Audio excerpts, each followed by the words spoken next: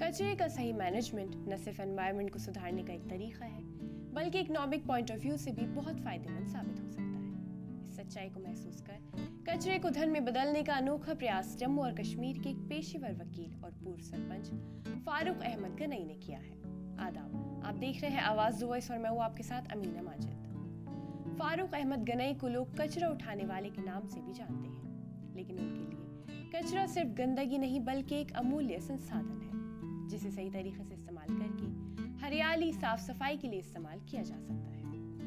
फारूक का कहना है कि कचरा न सिर्फ एनवायरनमेंट को गंदा करता है, अगर इसे सही तरीके से प्रबंधित किया जाए तो यह हमारे लिए फायदेमंद भी साबित हो सकता है।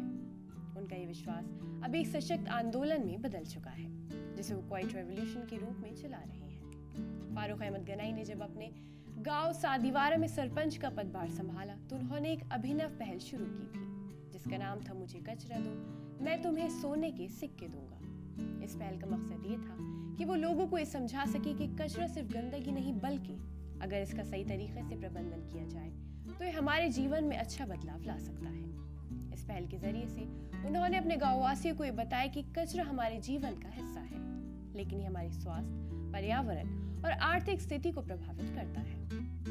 फारूक की कचरे की प्रबंधन की दिशा में ये पहल अब उनके बगीचे में एक चमत्कारी परिणाम ले चुकी है।